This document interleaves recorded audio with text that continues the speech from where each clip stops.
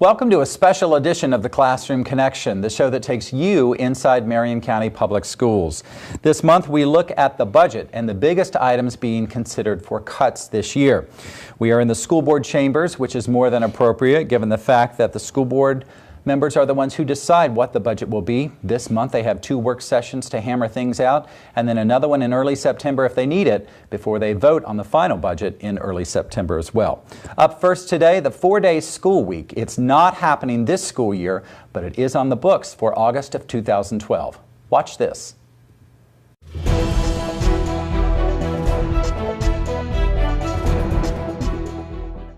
Recently, the school board did approve a 4-day week school calendar for the 2012-2013 school year, and we did so after long discussions with the superintendent in anticipation of some more budget cuts for that school year. The 4-day school week would help the school system save money. That's the only reason that we would even look at moving to that type of calendar or school schedule. If the budget comes in as projected at this point, the 4-day school week may be the only thing that we have that would really allow us to balance that budget. The 4-day school week will not be implemented for the 2011-2012 school year. When we open in August, we are opening with a 5-day traditional school week that we're all accustomed to. What we are trying to do now is plan for the potential of the 4-day school week for the following school year, starting in August 2012. And it will take a lot of time and patience to prepare for such a change, because this is something we haven't done before. Our students, teachers, parents are not accustomed to a 4-day school week. There will also be an elimination of the early release days that we have on Wednesdays periodically. So students would be in school all day on those Wednesdays as well, of course with the extra 75 minutes added. Our teachers would still be teaching the same curriculum, following the same Sunshine State standards, and preparing our students for the relevance and rigor that they need to be successful. That there will be no loss of instructional time for students. Our students will have the same amount of time in school during the year and each week. Although we'll be eliminating 1 day a week, we will be adding 75 minutes to each school day. And so it's important when we look at the budget that we try to maintain those things that are important. Again, as I've said, our students will lose no instructional time during the school year or the school week. And I've talked to lots of teachers about this and tried to get feedback everywhere from kindergarten teachers to secondary teachers. And most of them believe that it would really work well. And even those that think some of the younger children may have some struggles towards the end of the day, you know, all of the teachers have said, we'll make it work, because that's what they do. They do what they need to do for our students. Superintendent Jim Yancey is proposing cutting $26 million from this year's operating budget. He joins us now to talk about some of these tough choices. Mr. Yancey, you actually pulled the 4-day work calendar from this year's school year. Why? Well, we know how difficult it is educationally. It's just not educationally sound, not proven to be. Although we've gotten mixed reports from, you know, smaller districts. They're all small districts that have done it in rural settings before. There were just a lot of changes to make to get it done this year, and we felt like we could do it by altering where we were making cuts before, getting it off of the backs of personnel a little bit as much as possible. And we found the cuts. We just went ahead and made the cuts. We didn't find any cuts. We didn't find any money. We just eliminated things out of the budget that ought to be in the budget. That brings up a point I want to clarify. A lot of people say that the district found money. Tell us about that. Well, it's a misnomer when we say we found money. What we did, there are several things that happened this school year. We got, I think it was close to almost $11 million, $10 million from retirement, from the change in Florida retirement system, which means our employees are simply taking, any way you cut it, our employees are taking home 3% less money than they did last year in their paycheck. So that's the first thing that happened that was beneficial to the district, I guess, overall in the budget. Other than that, a long time ago, Deputy Superintendents Wagner and Green, Dr. Green, both started freezing spending way back, and actually I think it began right at the beginning of February. But even before that, we had stopped hiring people back in October. We were just, you had to have one of their approvals or my approval to hire anybody all the way back to October. And of course, in your department, just like every other department, they just haven't been hiring anybody. Right. We have to replace teachers, so we understand that because of the class size reduction amendment. But in other areas, we've simply doubled workloads, split workloads into two or three people's, put it in their basket, if you will, and they've just had to do more. And that savings accumulates. When That we don't savings hire those accumulates. people, that's savings. Yep. And it And just every accumulates. every Okay. time a teacher's out at a certain point of the year, and I don't remember exactly when it was, I think it was right around the same time in February, once teachers started leaving, we no longer hired them. We got a certified substitute in there, which I might add, a lot of people think that the certified substitutes are just regular one-day substitutes. In fact, they're people with bachelor's degrees, many of which actually have teaching certification, but they come in and work for a much lower rate of pay, and they get no benefits. And so it's a savings to the district last year of $2.7 million. And that was, if you want to call things found money, that wasn't found money. That was because of us doing great planning and really taking money from people who deserved more, honestly. We're going to talk about substitutes a little later in the program, so we can share some more of those details. But getting back to the 4-day school week, is it worth the savings to change the way we actually schedule our school day, the way we look at education? Because it's pretty radical. I don't think we'll have much option, depending on, and I'm just projecting what I think the legislature will do. We cannot continue to make the cuts we made this year 2 years in a row at schools. So we'll have to put some of that back in place. And as you know, we've got $8 million in fund balance, found money, if you will, from the federal government in fund balance that we carried forward. We spent it last year, but it allowed us to build up fund balance, and now we're using that $8 million to balance the budget this year, meaning 11-12. That money won't be there next year. So we already know $8 million is gone from next year. Unless the state does something new, which is actually fund public education like they have in the past. And since 2007, the state of Florida, the trend has been not to do that. Has been just straight downhill. Quick question, what about solutions? A lot of people are saying, I don't want my kids going 4 days, they need to go 5 days. What does the community come up with to solve our crisis? Actually, they probably, the only answer is to look at doing some voter referendums. Honestly, I think that's something that the board's going to have to discuss at some point. And knowing the climate of the country and the county, those may not be options. So as long as there is another option, they could take back, the state of Florida legislature could take back a lot of the mandates they've already added on top of us. That's not going to happen. Well, if that doesn't happen, then we're looking at making cuts, because the only other way for us to get additional revenue is to actually pass half-cent sales tax in some cases, or add a mill on like Alachua County did, and that's helped them a great deal by having an additional mill added on to ad valorem taxes. I'm going to go back and ask you again, what does our community come up with as far as a solution? Nothing? Oh, I mean, no. You mean we've got a lot of comments, good and bad, about it, but nobody's offering a solution as far as. I mean, we've got lots of little solutions, but nobody has come forward. People can't believe it, of course, and they're stunned by it. And I think, the fact that we talked about SROs and other things, and I know we're going to talk about them later on, but that stunned some people that nobody was objecting to it. But there are people out there that honestly are not engaged. They have no children. They get, in some cases, they may be getting Social Security, Medicare, Medicaid, but they don't see the relationship between that and public education or the quality of life they have with public education. And so it's a shame that people miss that connection. I'm going to be retiring soon, and I certainly have no problem paying the taxes to support public education. Matter of fact, I think that's my job to do that. I mean, that's something I ought to be doing. And but then I guess I'm a public educator all the way, so what else would I say? And we'll talk a little bit more about your retirement and the experience in looking back in just a couple of minutes, okay? Up next, though, a radical idea to privatize transportation in our district. Now, it could save millions of dollars every year, but at what cost? Consider these options.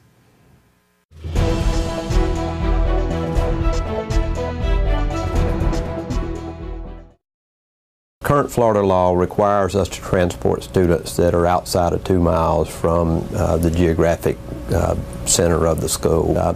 Unlike some of your very urban counties where you can stop a bus and fill it up and go to school and be back out and fill it up in a matter of minutes, you know, we have to travel a long ways to do that. We spend roughly $18 million a year to transport our students, and a large reason for that is because we, you know, have our average bus probably averages about 80 miles a day. So if we've got, in round numbers, 300 buses on the road, we drive about 24,000 miles a day. So as you can see, it can get quite expensive. We are reimbursed for the state in terms of FTE, just as students are inside a classroom. It's probably only about 40% of the actual cost to transport our students. With this year's budget shortfall, privatizing transportation is on the table for discussion. We're in the business of educating students. You know, our only goal in life is teach and learn. That's what our goal is. And so when you're faced with the kind of budget cuts that we've faced the last few years, we have to look at everything. And I think in my area of responsibility, we're in a support position. And it's been very clear from the superintendent, and rightfully so, we need to keep these cuts as far away from the classroom as we can.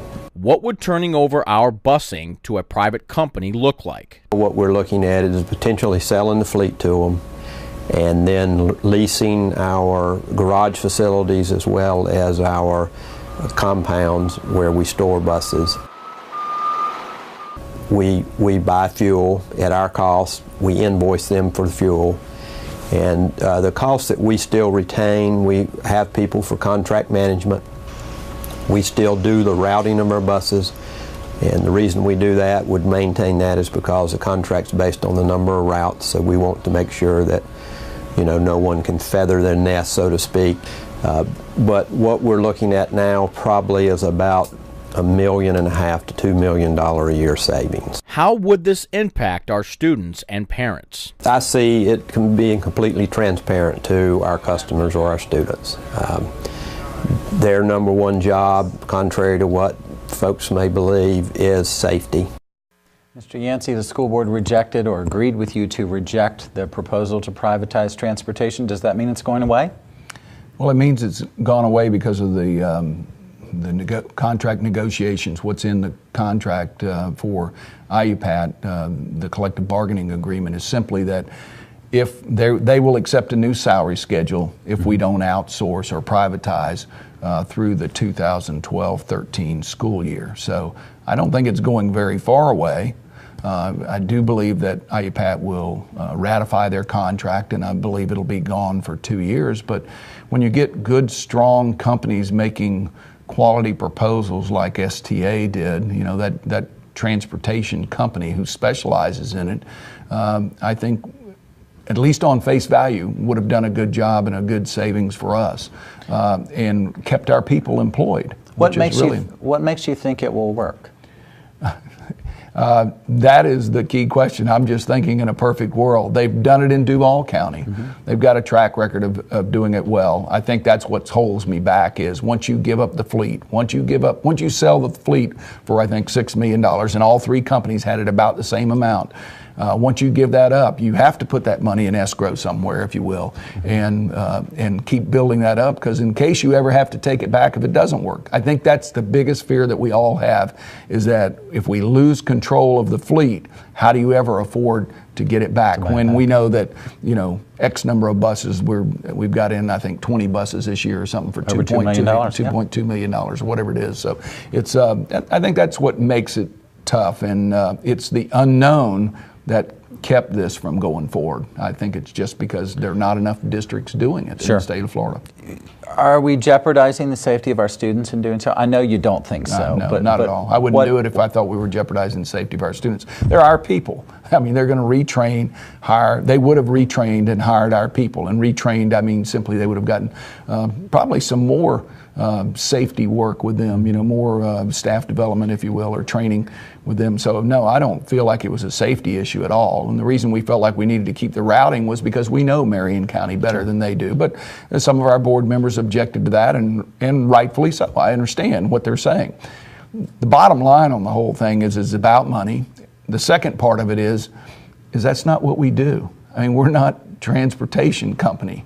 I know, and I get a lot of suggestions on things to do, from our website when we were gathering that information. And over the last couple of years, I've gotten lots of information. And a lot of what they say is just charge the kids money to ride the bus. We can't do that. State law. A lot of the kids who ride the bus are the ones who can't even afford. Of course. So it's a catch-22 all the way around. But no, I think we will continue. I think this district, Marion County, will continue to have that discussion about privatizing transportation and every other area really that they can. Sure. That appears to be the way the current state of Florida is going, and the pendulum will swing back one day from being so conservative. It'll swing back towards the middle again, but I'm not sure that's going to happen in 2012. I was going to say it's a long swing. Yeah, it is. Well, moving on, football, volleyball, yearbook, the Spanish club, these are all extracurricular activities as we've referred to them, and the sponsors of these groups usually get some kind of supplement to help pay for their time spent helping these groups develop. But supplements are more than just extracurricular activities for sports and music. Let's listen in to some more information about supplements.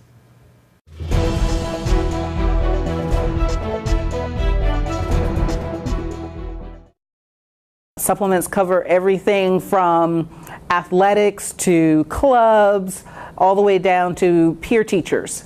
And so it is a large budget item that impacts a lot of people, especially at the secondary level. Extracurriculars are often cited as a dropout prevention program, giving students something to keep them interested in and in school.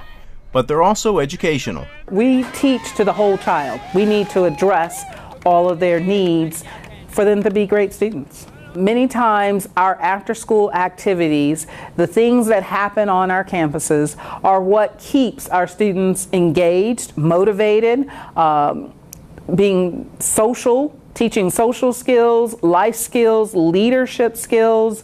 Many of those activities happen outside the school day. Supplements total about $1.5 million, and while it can be difficult to quantify the results in some areas, the $13 million in scholarships earned by the class of 2011 is quite a return on the investment. Any student who walks away from our school system and they have a scholarship, whether it's an athletic scholarship, an ROT scholarship, or an academic scholarship, every one of them will tell you, well, I'm involved in this, or I'm involved in that. Something else other than just their core day. Supplements are also an investment in our community. All of our service clubs are required to do community volunteer activities. They do a tremendous service to our community. So it's not just selfish resources that we receive. It's not just being selfish about making sure our teachers receive their supplement. It's about if we don't provide those activities, some of those activities actually tie out to our community, and thereby we're reducing resources to our community. Some have suggested even without supplements, coaches would continue coaching simply for the love of the game. The same goes for the FFA or yearbook or student government. While that's a nice thought, and may be true in some cases, it would create liability nightmares. Paying them a supplement, they're clearly under the auspices of the school system, and the school system is responsible and has some form of liability. But someone decides, well, I just think I'll have French club and we'll host French club at so-and-so's house. No, those are things that cannot happen. Mr. Yancey, are we paying supplements this year? We are. Yeah, we're paying every one of them. Or at least that's in the current budget. That's in your plan. It's in my plan. All right. That's no different than what we've had in years past, right? No, we've asked the schools, when the principals met towards the end and after talking with the school board members, they made it clear that that was a priority for them, that they think just like Our transportation department does a great job. They also think our coaches are doing a great job with the supplements and with working with the teams and building character and leadership skills with those kids. So no, nothing's really changed. The principals have said that was a priority for them, secondary principals, and they're going to look at the supplements, and we're going to make sure that we're not using any that we don't need to be using, paying out any money, and we never have, but we're going to be extra careful this year because everybody knows the amount of money. For instance, Dunellen High School or one of our smaller schools may not have a 9th grade football team, where Forest High School, the largest school, may have a 9th grade football team, so we'll make sure those supplements are removed if they need to be. What are your thoughts on the future of these programs if at some point supplements are eliminated? I think that in most cases, athletically, the community will step forward and there'll be AAU programs or somebody like that will take it over. Just like to have Brent Hall started youth football league here in Marion County, the MCYFL, in the 1970s, and he did that from scratch. There was no program here, and now you've got 3 or 4 programs competing for players, and that just tends to kind of show you that what does concern me a great deal are the other things that are not the fine arts. I think they'll disappear. We're going to keep the supplements in place, but the impact of their budget this year is going to be huge, and I think in the long run, we can't keep doing this if those programs are important. And although I'm not an artist or have any talent whatsoever, I think those are critical programs. I really do. I think they're vital programs for our kids. And I think when school districts choose not to support those programs, when communities decide not to do that, that's a huge mistake. And that's certainly something that, we take Alachua County. They put in that 1 mil tax, just simply added 1 mil to their ad valorem taxes just for art, music, physical education. They're not having this discussion. Yeah, I know. But my point is that they were in the same situation, and their community stepped forward and decided to do that. And I think at some point, if things keep going the way they're going, that may be exactly what we're doing, is getting to be just like the North, where in those small communities, they actually present a tax or their budget every year to the community, and the community votes it up or down. The community decides what it wants to do. And that may be where we're headed. How surprised are you that we've come to this point, that we're at this point now where we're talking about the future of some of those programs that you just mentioned? You're an athlete at heart, so. Well, yeah, I used to be able to run. I'm really shocked by it, quite frankly. We had an opportunity in 2007, 2008, and right then when things were really going well in the economy, to build programs, and we were making, we get criticized sometimes for not making plans and planning for the future, and we were planning on putting magnet schools in place or something like a magnet in every school in Marion County is really what we wanted to do. And we've done a remarkable job with the limited amount of money we had, but we wanted to do it in elementary schools as well. And just giving them $20,000 each school a year would go a long way to building some of those, those programs based on whatever their area of specialization was going to be. And it's unfortunate that we've gone the other direction. I'm a Republican, and I believe in less government. And what I find amazing to me, more than I understand the economy and I understand nobody's got money, but what is amazing to me as a Republican is that I thought we were about less government. And of all the industries out there, maybe health and medicine are more regulated than we are, but we're right there below them. And for these, the legislatures in Tallahassee to have made some of the decisions they've made and forced us into lots of areas. And maybe they've done it because of class size, got them excited because the voters made that poor decision. Not in Marion County. Not in Marion County. Statewide, the voters made that poor decision.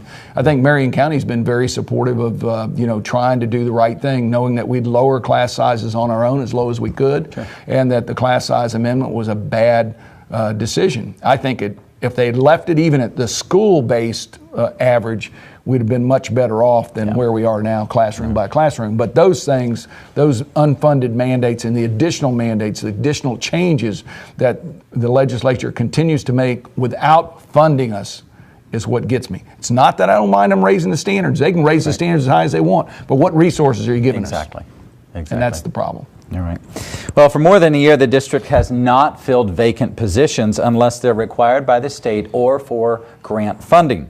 And this means dozens of positions behind the scenes, mainly support positions, are no longer around.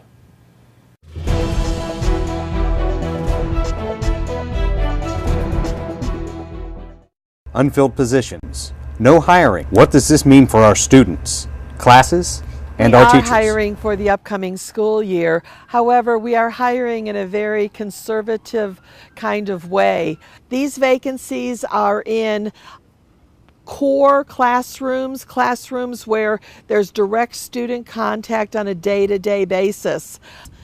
Mr. Yancey has been committed, and the whole staff has been committed throughout all of this budget crisis to not lay off current employees.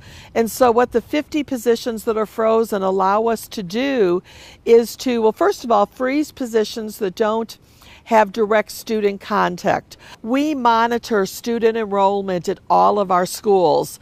They tell us exactly how many students have shown up and where they have shown up, so that we can kind of take a look at that 10-day count and say, hey, we were right on target at these 5 schools, but we didn't have some kids come here and we're way over here. So what that allows us to do is it allows us to take employees that we have hired, probably some of these 80, and move them around to where the students are. Because of the things that we were able to do beginning back in January in terms of freezing budget, we hired temporary employees last year.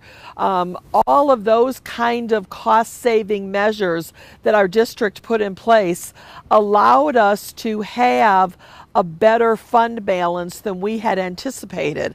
And so what they were able to do after looking at everything at the end of last fiscal year and the start of this fiscal year is to say, okay, we have revenue, we hired temporaries, we hired substitutes last year. That gives us money that we are able to hire at least part of our permanent employees and feel like the hiring that we are doing is for the hiring for the classroom. Again, we're not doing 100% hiring. We still will have vacancies, but we are hiring those that are most critical to the achievement of our students. Mr. Yancey, what's the impact of not filling these positions?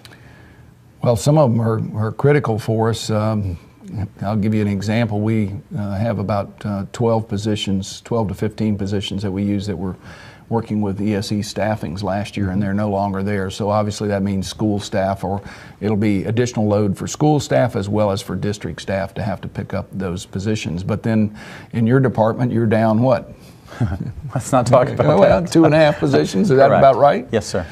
So you look at every department, people are doing great jobs, and our commitment was, or what my commitment is try to keep them employed and keep money in the community and keep people employed in our community and keep the students in our community.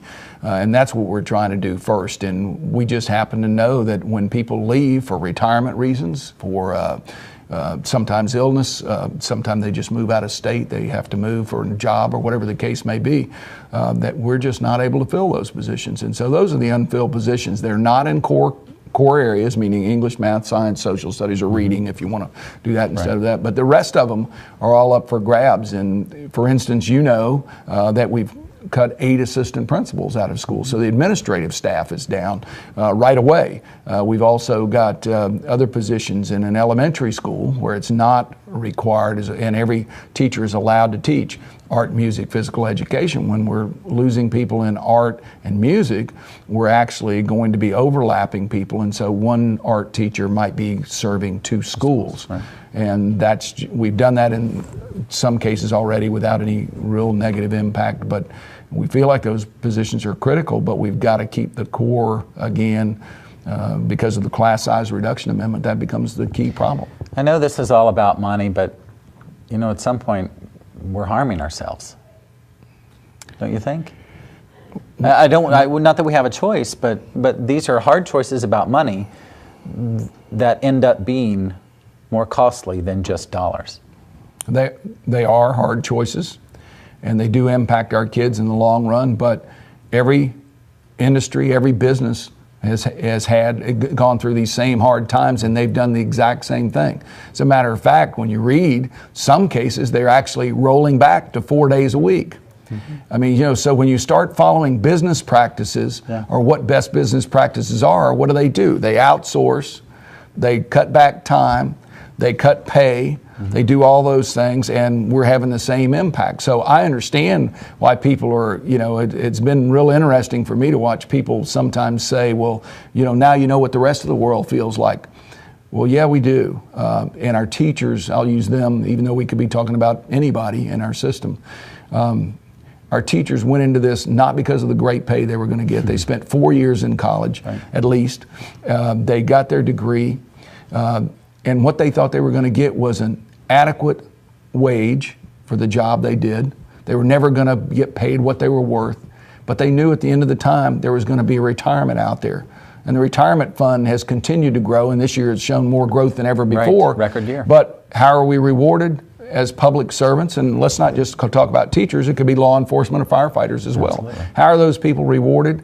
By having money taken out of their paychecks. Now, is that fair? Maybe it is, but we knew when we came in, meaning people my age knew when we came in, that's exactly what we were going to get, that there was some kind of retirement out there at the end. And now, of course, that becomes, I think, questionable in lots of people's minds.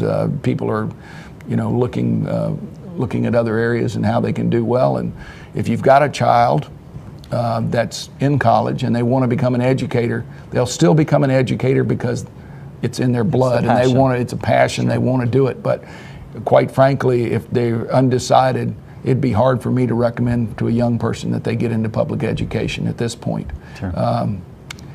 Private schools are different. They don't have to have certified teachers. They don't have to have a degree. They can put whoever they want in there. Now, don't get me wrong. They have certification organizations that require those things. So I'm talking in general. But they don't have to be certified in, let's say, chemistry if they're a physical science teacher that we'd have. They may not have chemistry certification. They might be teaching it there. And I'm not knocking private schools. I just know they're much less controlled. Well, and it's fair to say that we've seen a certain amount of students, because of the economy, coming back to us. Yes, absolutely. Because their parents can't afford private tuition anymore. So it's nothing against private schools. Absolutely not. But they don't also fall under the state regulations that public schools do. Yeah, no, that makes it what makes it really tough with any time that we're sending public money to private schools, or even private schools specifically, is they don't have to take the FCAT. Right. So they go under a McKay scholarship. We're required to test them. They count against us if they're with us, but as soon as they go to a private school, there's no accountability there. And I'm sure that the school feels lots of accountability. Sure. So I don't want to say that the school's not doing the right thing, because I'm sure they are. But I think if we want to level the playing field with public and private schools, that's what this governor and this legislature wants to do, that's fine. Then let's set the rules up for everybody and let's play, because we're going to win. Yeah. Well, speaking of winning or not winning, our last area to address today is substitute teachers. And it's not much money if you consider just 1 or 2 schools. But here in Marion County, we have about 50 schools. So when you add all of those dollars up, it's actually millions of dollars. And at the same time, when money is tight, the future of substitutes does not look very good.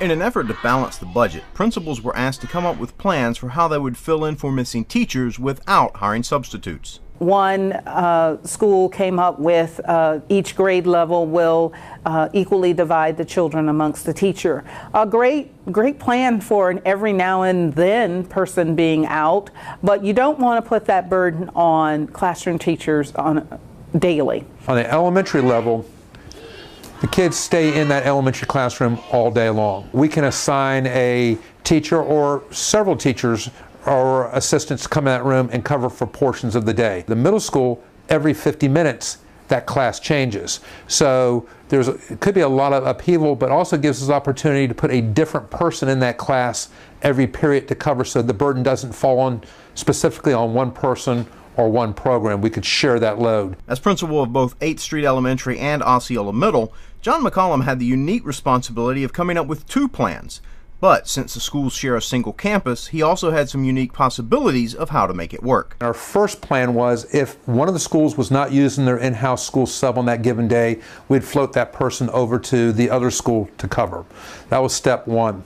Step two would be if our in-house sub was not available, then we would use teacher assistants, media specialists, flex units, deans in our school to cover those classes for a portion of the day or all the day. Despite planning for the worst, principals found out there will be some funds available to hire substitutes because the fact of the matter is, subs were going to cost the district money one way or another.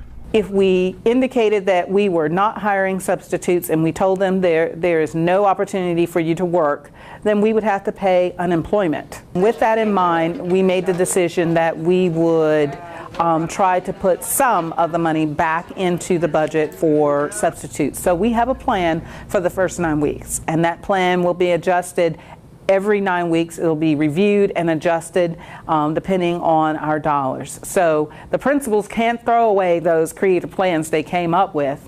We have just found a way to hopefully either delay it for a long period of time or that they will not have to use those plans next school year. I believe it's going to be a real morale booster to teachers, and it's going to provide consistency on a day in and day out basis in our classrooms. We don't have to arrive as administrators each morning to school to figure out what emergency plan that we're going to try to administer for the, for that particular day. We have confidence as long as our budget holds out, we'll have a substitute in place for that day. So it was a tremendous relief. So Mr. Yancey, you left $1 million in the budget for substitutes. How long is that going to last? Well, based on past years, it would only last half a year. But we're hoping that we'll be able to build up fund balance during the year and be able to move that out further. The other thing we've done is we're assigning money on a quarterly basis, so at the end of each 9 weeks, whatever money's left over won't roll over to the same school or to those schools. It'll be put back in the pot, and we'll redistribute it based on the number of students they've got at that time. We think that if fund balance gets built up when there are unfilled positions, so as people leave the system or it takes us 2 weeks to hire somebody, that money goes into fund balance, and that's kind of the way we'll build up that substitute money and some other areas that we may be able to help with. It's not in the budget, but for $1 million. But we know last year it was, twice that. Yeah. So we know it's going to be a tough year, and it'll also make principals. We had a meeting in April with principals, a retreat, and we talked a lot about how we could do some of these things, not only share school resource officers or whatever else we had to do. So we talked about doing more with less, or doing the same amount with less, and how could they do it. And so the principals by regions have gotten together, and they know they can help each other out. So if you've got a classroom substitute and you're at Anthony, and you've got what we call an in-house classroom substitute at Anthony, somebody in our position that's paid on our staff every day they work, rather than using them to help in the office as a receptionist, you might have 2 people out at SPAR, and you can simply send the person up to SPAR, which is close by, and they can pick up the second substitute that they may need at SPAR middle or elementary school. This seems like a prime example of cutting support services to schools. Sure. We've talked about it for months now, but this is a clear, concrete example that impacts the classroom. It will. It impacted the classroom last year. Our teachers union has had a lot of concerns about it, and rightfully so. Sure. We want to make sure there's somebody in the classroom that's doing exactly what they need to do without impacting the surrounding classrooms. When you start distributing students out, the good news is they're covering the same material in 4th grade, let's say. The bad news is now that instead of having 20 kids in a class, you've now got 25 kids in a class. And so, and as long as the kids are great kids and focused, and they in a perfect world. Yeah, in a perfect world, and most of the time they are, and they're not causing a problem by being with new friends or an old friend that they're renewing friendships with because they're out of their normal routine. It can get a little loud at times, and I'm sure there are other problems that I'm not even aware of, but we know it can work. It's going to be a struggle all year long, but yes, it will impact the classroom. One point I want to make, you mentioned earlier, certified substitutes are those people that have 4-year college degrees. They could be teaching degrees. They're just not certified by the state yet. So, and we're relying heavily on this. Those people are used when we have a teacher who's going to be out for 10 days or more, let's say a pregnancy, a family leave, any medical emergency, could even be a resignation, and we need somebody for 2 weeks, and we put somebody in there for 2 weeks. And those people always have bachelor's degrees, and they always are, in many cases, they're actually certified teachers that couldn't get a job in our regular programs, if you will, and so they're sitting out there. And it's less expensive for the district because they make $100 a day, no benefits. That's correct. And whereas our regular subs, the ones that Dr. Green was talking about earlier, those people are people that they could be volunteers in the community. They've got to be a certain age. They've got to have a high school diploma. But in general, they can go in for 1 day. A lot of them are former teachers, former employees of our school system. My former secretary does substituting, and she loves doing it because it's just a part-time job for her. It gives her a chance to get in, at her schedule. Yeah. The budget is now in the hands of the board. Sigh of relief? Well, no, I don't think it's ever a sigh of relief because this budget is, as Mr. Crawford said, put together with baling wire and tape. A lot of duct tape since I was involved, I'm sure. But at any rate,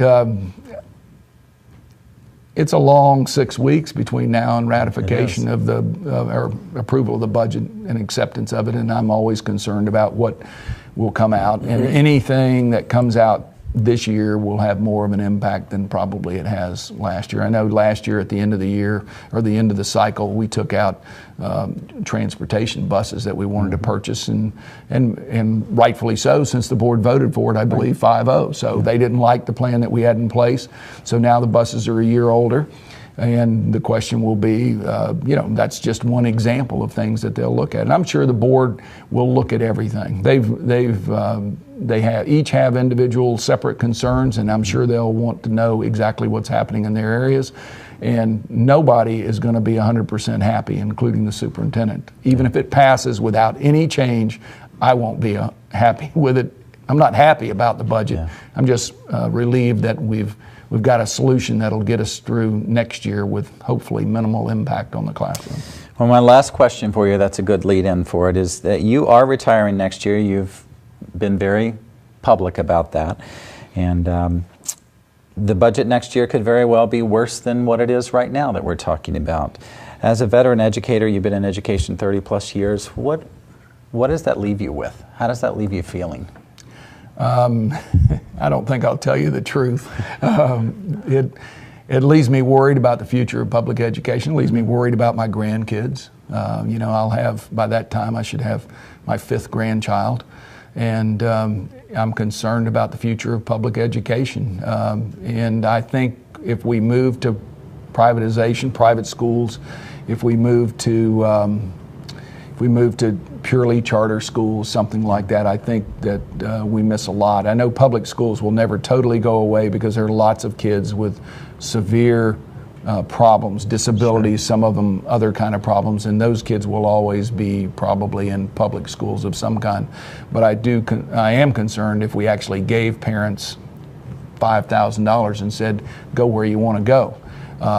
The reason I'm concerned is because I don't believe that all parents will have the background and the information they need to make the best choice for their child. I think that we can help them, but if they're given total freedom, they'll get influenced by other people who are looking to make money, and that's okay too. If that's the way the state sets it up, I certainly have no problem following state mandates. It doesn't mean I agree with them, and I certainly will voice my opinion when people ask me about it. But I think we've got a great school system. We do a good job with the money we've got. We've been able to overcome the number of budget cuts that we've had in the last few years. We're operating with a lot less money, and we've become more and more cost efficient. We've become, I think, more and more aggressive, trying to find new ways to teach kids. But ultimately, when you keep reducing staff and resources, it's going to have an impact. And I think it impacted our school grades last year, and I think it'll impact our school grades this year. It won't impact my grandchildren, because they have parents at home and a grandparent that cares about them. So it may not impact them because a lot of the education that goes on in our school or with those kids happens at home. Absolutely. They get a lot of support from home. The parents are making them read. They're making them go over they're going over their homework with them. They're reviewing tests. They expect a certain behavior out of them, and they expect them to perform well in everything they do. And so for those kids, I don't think it'll have minimal impact. But for the parents, the kids who have parents that are less engaged because of their jobs, whatever the case may be, because of the economic reasons, whatever the case is, those kids will continue to be impacted by these budget cuts. I understand there's no money. I get that. So I'm not pleading for somebody to go manufacture some money. That is not the case at all. I just hope the economy recovers. And what I'd like to do, as I've said earlier, when you're dealing with a bad economy and there's no money and there's no resources, you can't continue to raise standards in that environment. You just can't do it. I mean, you can do it, but we're going to fall short. I wish there was, 2 or 3 things. I wish there was a national test so we could be compared state against state, county against county. I wish there was a national curriculum that they decided they wanted to teach. And here's the national test. Maybe they don't need the curriculum, but at least give us the standards that they think we ought to reach. Go ahead and do it. Set the bar wherever you want it and leave it alone for 5 years.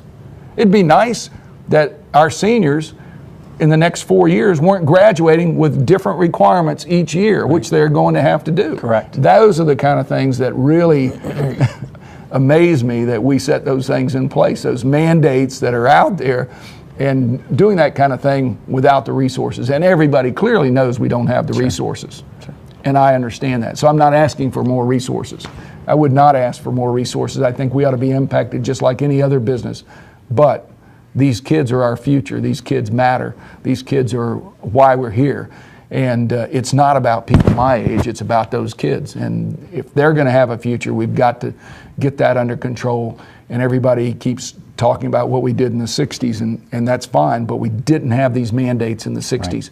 The legislature is driving what we have to do now, and it's difficult. I can't sum it up any better than what you have just done. Thanks for your passion, your hard work. I know it means a lot to you. Sure. Thank you, Kevin. Thank you for joining us today on the Classroom Connection. We certainly hope to see you again here next month. Meantime, parents, remember, be there for your child every day.